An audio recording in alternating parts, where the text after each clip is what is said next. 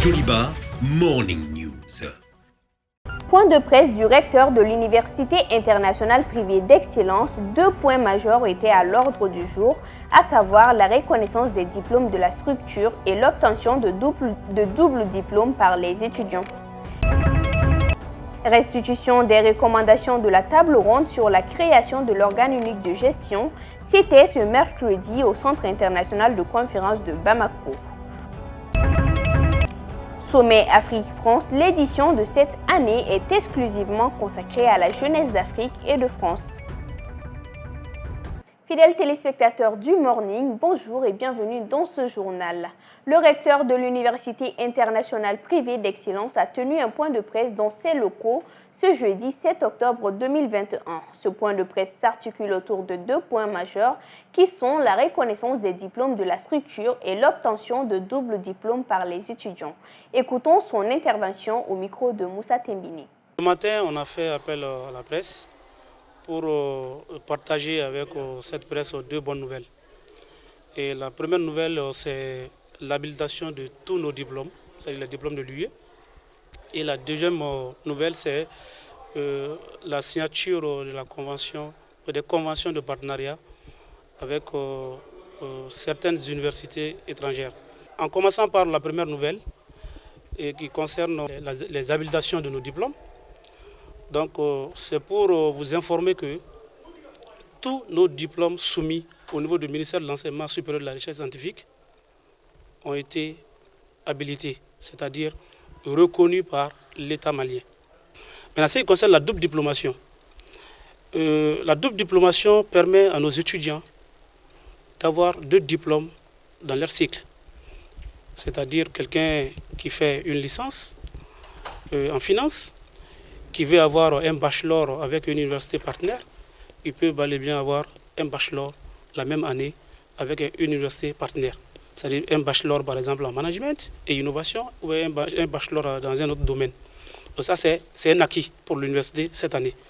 Et les étudiants ont la possibilité en réalité d'avoir jusqu'à 4, c'est-à-dire que 4 partenaires. Ils ont le choix entre les 2 universités de Paris, de la France, et les 2 universités tunisiennes. Donc, la direction de l'information et des relations publiques de l'armée DIRPA a animé une conférence ce jeudi 7 octobre 2021 pour informer les populations sur les opérations des FAMA sur le terrain. Moussa Tembine y était. L'évolution des FAMA sur le théâtre des opérations, c'était l'objectif de la traditionnelle conférence de presse de la direction de l'information et des relations publiques de l'armée. Au-delà de l'information sur le théâtre des opérations, l'armée a rendu hommage aux femmes tombées entre Banyangara et Bankas et a félicité leur courage et leur détermination lors de la riposte contre l'ennemi. Ce qui est important de souligner dans l'attaque d'hier, ça n'a pas été une attaque comme les autres. Vraiment, on félicite les hommes qui étaient sur le terrain et je vous assure que le ratissage a continué jusqu'aux environs de 19h. Les avions ont également fait des frappes, les Super Tucano, qui ont été suppléés par les hélicos. Le directeur des ressources humaines des armées qui était l'hôte du jour a expliqué les prérogatives de son département dans le fonctionnement de l'armée. En fait, on peut répartir nos missions en 4 gros paliers. Le premier palier consiste à faire la conception, la mise en œuvre des stratégies de gestion et de développement des ressources humaines. Le deuxième pilier, c'est la conception, la mise en œuvre, la maintenance et la gestion du système d'information et de gestion des ressources humaines. Mais maintenant, le dernier palier qui fait partie de nos missions, c'est tout ce qui est organisation. Les textes d'organisation des armées, les référentiels d'organisation. Au cours de cette conférence, le directeur de l'information et des relations publiques de l'armée a fait le bilan de l'attaque des FAMA sur l'axe Banyangara-Bankas.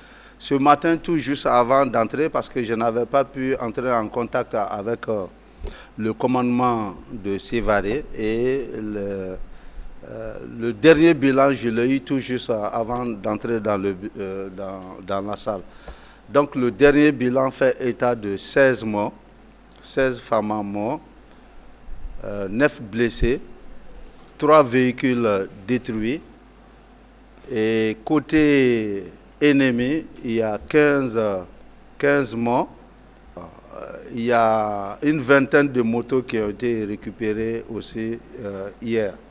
Il est important aujourd'hui que la population qui a longtemps souffert de manque d'informations sur les FAMA puisse vraiment être informée de vrai. Pour couper court aux rumeurs, dira le directeur de l'information des relations publiques de l'armée. Comme annoncé dans les titres, le Centre international de conférence de Bamako a servi de cadre ce mercredi à un point de presse sur la restitution des travaux issus de la table ronde sur la création de l'organe unique de gestion et la validation des termes de référence de l'avant-projet des Assises nationales de la refondation. Les détails avec Aïssata Traoré et Adama Sanogo. Un souhait devenu une réalité. Cette table ronde tenue du 24 au 26 septembre dernier rentrait dans le cadre de la mise en œuvre des actions inscrites dans le plan d'action gouvernemental de la transition et a visé des objectifs spécifiques. Renforcer la crédibilité et l'efficacité du processus électoral au Mali par la création d'un organe unique, indépendant et pérenne de gestion des élections et de son chronogramme. Préparer la tenue des assises nationales de la refondation par la validation de l'avant-projet des termes de référence et également de leur chronogramme. Concernant la création de l'organe unique de gestion des élections, Modibo Kajogé, qui présidait ces assises, a déclaré qu'11 points ont été abordés par les participants. Et sur ces 11 points, 7 ont subi des modifications, des précisions ou des rajouts. Pour ce qui concerne la dénomination, il a été décidé de faire appeler notre organe unique de gestion, Autorité indépendante de gestion des élections, AIGE. Le président de la table ronde a estimé que les travaux ont été conduits suivant une démarche participative, inclusive et consensuelle. Les participants ont été répartis entre 4 ateliers. Ces ateliers étaient présidés par des personnalités désignées par les participants. Première recommandation, faire en sorte que la réforme de la Constitution prenne en compte les transferts des prérogatives de la Cour constitutionnelle à l'EIGE en matière de gestion des élections, à l'exception du contentieux.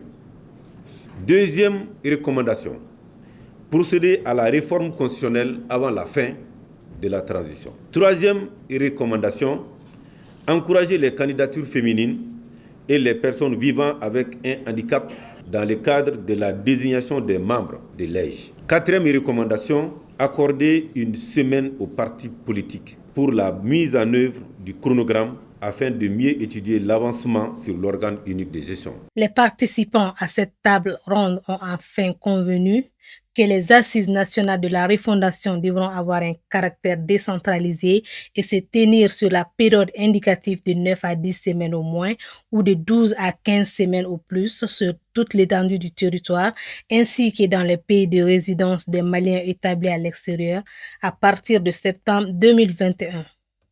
Ouverture ce 8 octobre à Montpellier du Sommet Afrique-France. Cette édition a la particularité d'être faite sans chef d'État. Elle est exclusivement consacrée à la jeunesse d'Afrique et de France. Pourquoi ce changement radical est original? Notre reporter Aruna Saliakoni a été chercher l'avis des analystes sur cette nouveauté. Un sommet Afrique-France sans chef d'État, sans autorité institutionnelle. C'est le nouveau format de cette rencontre périodique entre les États africains et la France. Cette année, à Montpellier en France, elle est exclusivement consacrée à la jeunesse d'Afrique et de la France.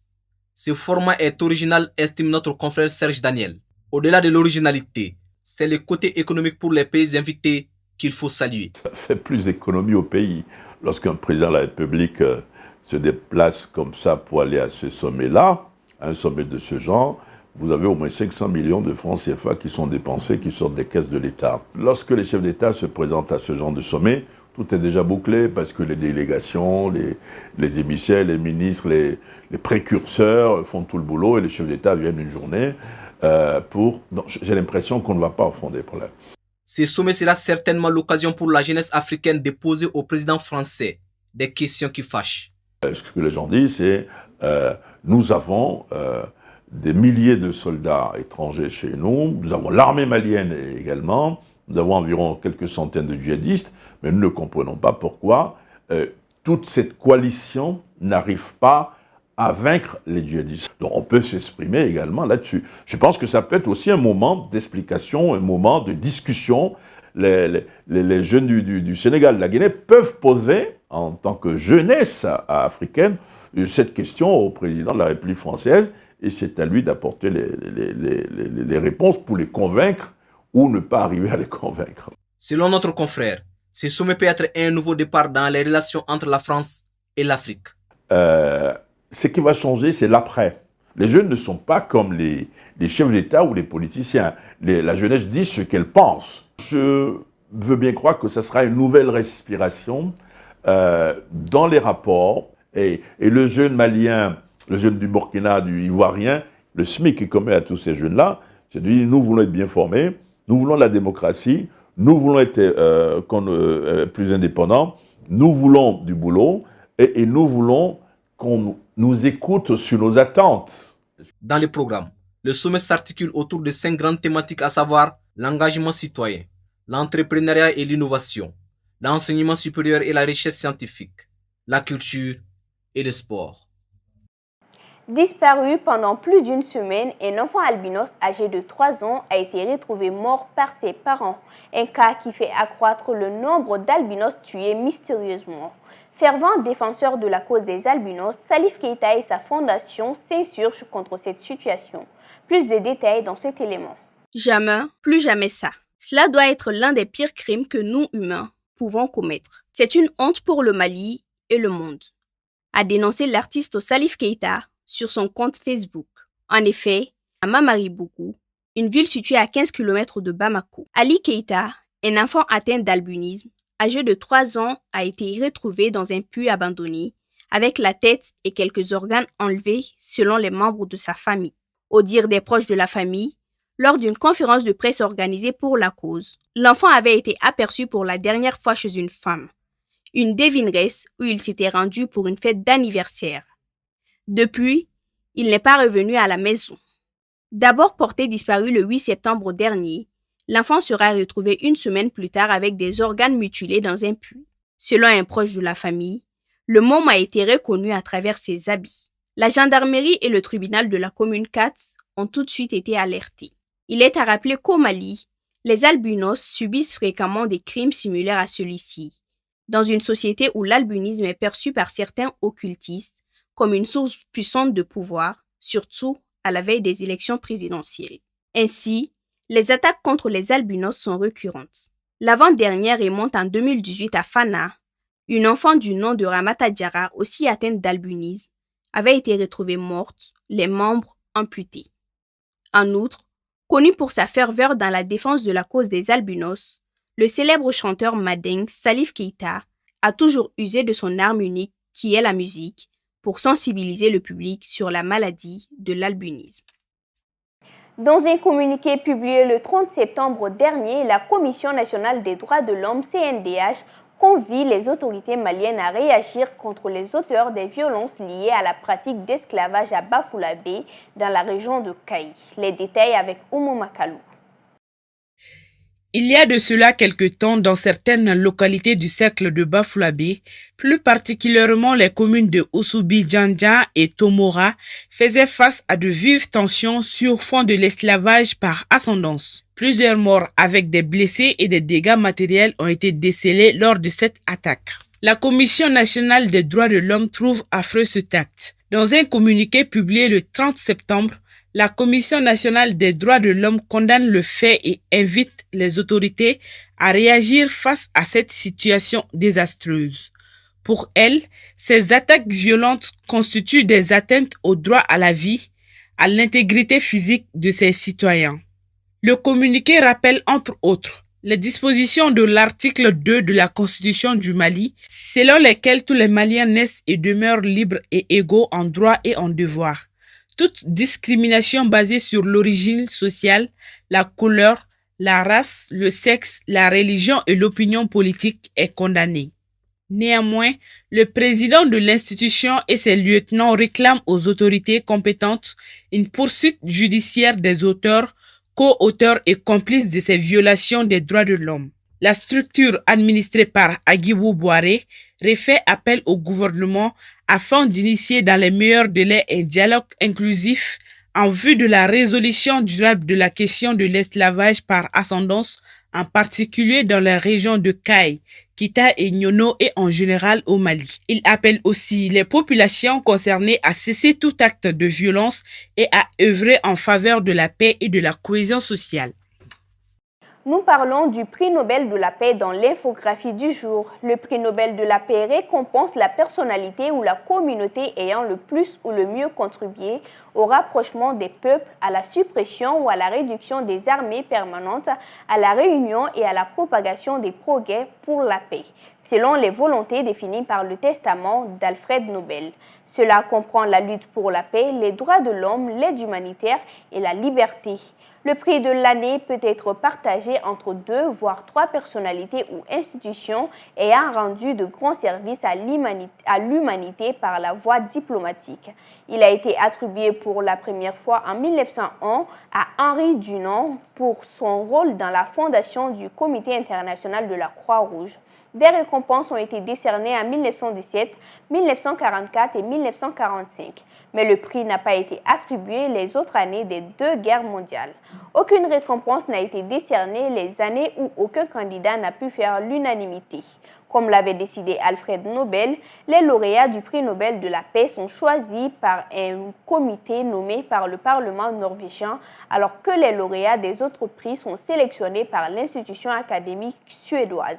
Nelson Mandela, Barack Obama, Kofi Annan et plusieurs personnalités ont été récompensées via ce prix pour leurs efforts dans la consolidation de la paix dans le monde. Le dernier Africain à recevoir ce prix est le Premier ministre éthiopien Abiy Ahmed pour ses efforts afin d'instaurer la paix entre l'Éthiopie et l'Érythrée. À présent, l'actualité internationale avec Fanta Diarra. Le nouveau Premier ministre de la transition en Guinée, Mohamed Beavogui, indique que son futur gouvernement accomplirait les tâches assignées par la junte et son chef, le colonel Mamadi Doumbouya. Mohamed Beavogui, Premier ministre de la transition en Guinée, se sent honoré. Écoutons ses propos.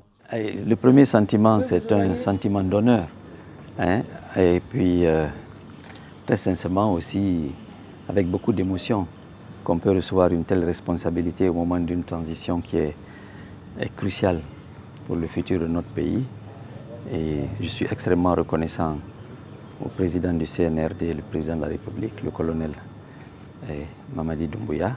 Cependant, le choix de Beavogui est un très bon choix, estime l'expert politique cabinet Fofana. Il a un profil technocratique, chose essentielle vu que tout ce qu'il y a à faire au cours de cette transition. Le deuxième avantage, c'est qu'il n'est pas encarté politiquement. C'est très important dans un processus où il doit y avoir des élections. En nommant Beavogui, le colonel Doumbouya tient l'engagement de choisir un civil Beavogui et les membres de son gouvernement ne peuvent pas être candidats aux élections à la fin de la transition.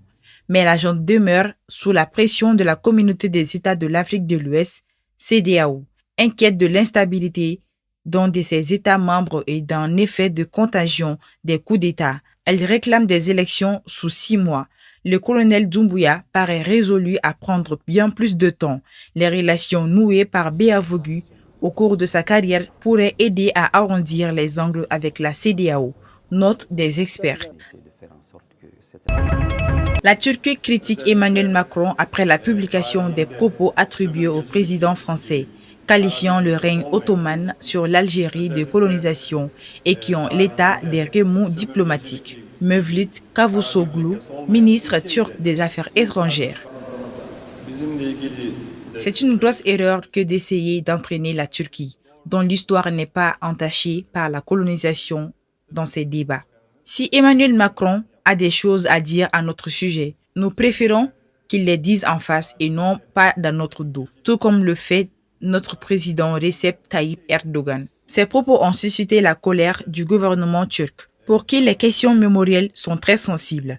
La Turquie, héritière de l'Empire ottoman, qui a contrôlé l'actuelle Algérie pendant 3 siècles. Le PDG de Google, Sundar Pichai, annonce un plan d'investissement d'$1 milliard sur 5 ans pour le continent africain. dans le but de soutenir les organisations à but non lucratif qui s'efforcent d'améliorer les conditions de vie en Afrique. Écoutons le PDG de Google. Aujourd'hui, je suis ravi d'annoncer que nous prévoyons d'investir $1 milliard en Afrique sur 5 ans. Il couvrira une gamme d'initiatives de l'amélioration de la connectivité à l'investissement des startups. Ces investissements soutiendront la transformation numérique du continent dans 4 domaines clés. Premièrement, permettre un accès abordable et créer des produits pour chaque utilisateur africain. Deuxièmement, aider les entreprises dans la transformation numérique. Troisièmement, investir dans les entrepreneurs pour stimuler les technologies de nouvelle génération. Et quatrièmement, soutenir les organisations à but non lucratif qui s'efforcent d'améliorer la vie à travers l'Afrique. Moins d'un tiers des 1,3 milliard d'Africains sont actuellement connectés à Internet haut débit, selon la Banque mondiale, mais le continent auprès de la moitié de la population, au moins de 18 ans, est un marché prometteur. Soulignant d'énormes progrès ces 10 dernières années en matière de connectivité américaine, le PDG du géant des technologies Sundar Pichai a déclaré dans un communiqué qu'il y a encore du travail à faire pour rendre Internet accessible, abordable et utile pour chaque Africain. Des hommes inspectent les dommages alors qu'au moins 20 personnes ont été tuées et des dizaines de blessés dans un séisme de magnitude 5,9 qui a frappé une région reculée du sud-ouest du Pakistan ce jeudi matin. La plupart des victimes ont été tuées dans l'écroulement de leurs habitations, souvent construites de briques en terre crue, en particulier dans les districts montagneux d'Arnei, le plus affecté. J'ai essayé de sortir mes enfants, mais la secousse était tellement forte. Quand j'ai repris conscience, j'ai sorti 2 de mes fils. Mais nous avons ressenti une énorme secousse. Nous avions déjà eu une secousse en 1997, mais celle-ci était vraiment forte. Pendant que l'on courait pour sauver nos vies, certaines personnes sont tombées. Nos maisons ont été détruites et des vies ont été perdues. J'imagine que vous le savez déjà. C'était un très gros tremblement de terre. La secousse était très puissante. Le Premier ministre pakistanais Imran Khan a ordonné qu'une aide immédiate soit appelée à toute la région concernée. Le Pakistan, situé au point de rencontre des plaques tectoniques indiennes et eurasiennes, enregistre régulièrement des séismes. En octobre 2015, un tremblement de terre de magnitude 7,5 avait fait 400 morts au Pakistan et en Afghanistan. 10 ans plus tôt, le 8 octobre 2005, un séisme de magnitude 7,6 avait fait plus de 73 000 morts et 3,5 millions de sans-abri, principalement dans la zone du Cachemire, sous contrôle pakistanais. Son symbole est le ruban rose. Nous parlons bien du Breast Cancer Awareness Month ou Octobre Rose, le mois de la sensibilisation et de la collecte de fonds pour la recherche sur le cancer du sein. Justement, nous sommes en mois d'octobre et durant cette période, des sujets sur la question vous seront proposés dans nos éditions. Alors pour commencer, suivons ce récit sur Octobre Rose et le cancer du sein. Sokona Diakite et Adama Sanogo. L'initiative d'Octobre Rose viendrait d'un partenariat entre l'American Cancer Society et l'entreprise Imperial Chemical Industries afin de sensibiliser au dépistage du cancer du sein et promouvoir la mammographie. Il s'étend du 1er au 31 octobre de chaque année et a pour origine les États-Unis où il a eu lieu pour la première fois en 1985. L'objectif durant la période consiste à multiplier des actions dans plusieurs pays afin de soutenir la cause. Il s'agit entre autres des campagnes d'information sur l'importance du dépistage précoce, du suivi médical et régulier à partir d'un certain âge, de la collecte de fonds pour la recherche sur les causes du cancer du sein, de sa prévention, de son diagnostic, de son traitement, de sa guérison ou encore du soutien aux personnes touchées par le cancer du sein. Les activités sportives sont aussi organisées à l'occasion, dont des marches ou des courses. Dans la même dynamique, certaines villes ont initié des événements depuis plusieurs années, comme le challenge du ruban rose. Aussi, durant l'événement, des villes n'hésitent pas à mettre en couleur rose certains de leurs grands monuments en soutien à Octobre Rose.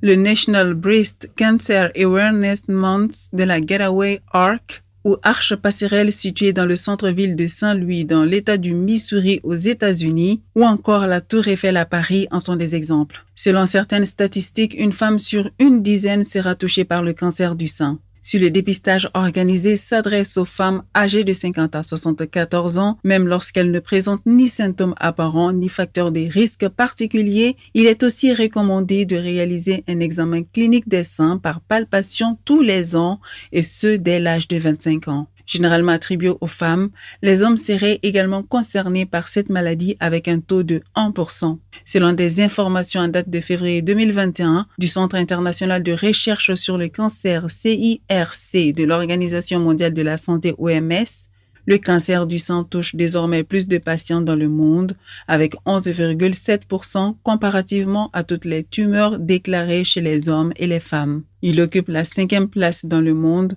en termes de mortalité, toujours selon le CIRC. La chimioprévention du paludisme saisonnier CPS est l'un des moyens efficaces de lutte contre cette maladie. C'est le résultat d'une étude menée dans le district sanitaire de Diré dans la région de Tombouctou. Reportage Eladj Malik Guité et Sokona Diakité.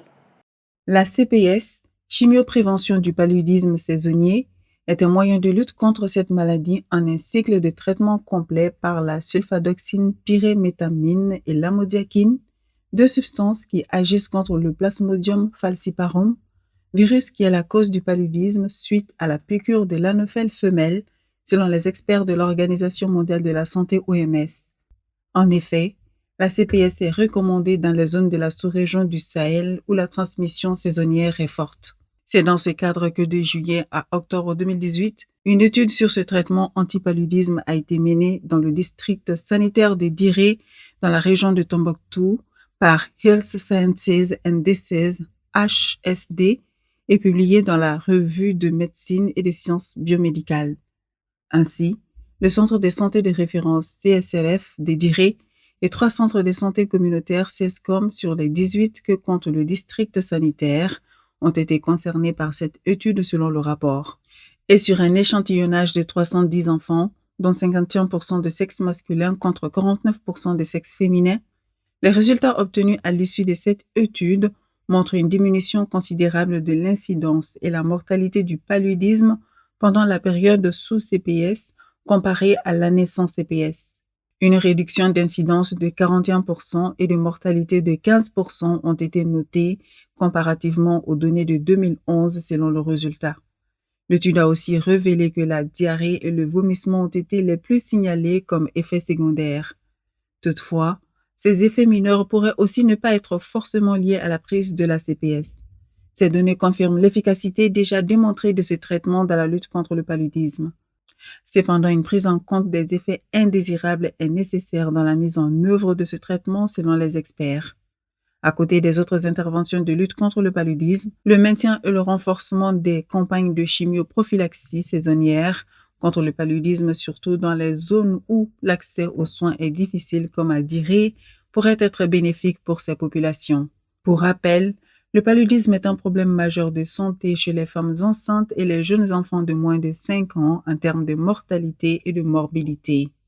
Selon l'Organisation mondiale de la santé OMS, en 2020, 229 millions de cas ont été constatés à travers le monde. Le nombre de décès dus à cette maladie s'élève à 411 000, dont 260 000 en Afrique. Le joueur international malien Yves Bissouma a passé la journée de mercredi 6 octobre 2021 en garde à vue en Angleterre. Le Malien est soupçonné d'agression sexuelle suite à une plainte déposée à la police de Brington. Les détails avec Amadou Tolo. C'est à travers un communiqué du club que l'information a circulé sur les réseaux sociaux. Le joueur international malien Yves Bissouma a passé la journée du mercredi en garde à vue suite à une plainte d'une jeune femme qui l'accuse d'agression sexuelle. Aussitôt, la police s'en est saisie du dossier et a arrêté Yves Bissouma dans une boîte de nuit à Brighton, en Angleterre. Pour le mettre en garde à vue, à en croire des sources bien imprégnées de la situation, Bissouma, vêtu d'un sweat à capuche de style chemise à carreaux, a été filmé par des spectateurs en bordure de mer de Brighton, emmené par 2 policiers, a publié le journal The Sun sur son site web. Son ami, dans la quarantaine, a lui aussi été mis en garde à vue. La boîte de nuit organisait une soirée promotionnelle hebdomadaire populaire des étudiants. Bissouma y était présent avant l'arrivée des policiers pour son arrestation. Après plus de 24 heures en garde à vue, le Malien a été libéré ce jeudi matin sous caution. Mais cependant, plus d'amples informations sur cette affaire n'ont pas été divulguées. Le joueur risque jusqu'à 10 ans de prison selon des informations publiées par des médias anglais. Pour le moment, Yves Bissouma est présumé coupable, mais cet incident risque de bouleverser l'ancien joueur de l'Académie Jean-Marc Guéhiou de Bamako qui réalise l'une des plus belles saisons depuis son arrivée en Angleterre en 2018 en provenance du club français de Lille. Fidèles téléspectateurs du Morning, c'est la fin de cette édition. Merci à vous de l'avoir suivi. Excellente journée en compagnie de nos programmes.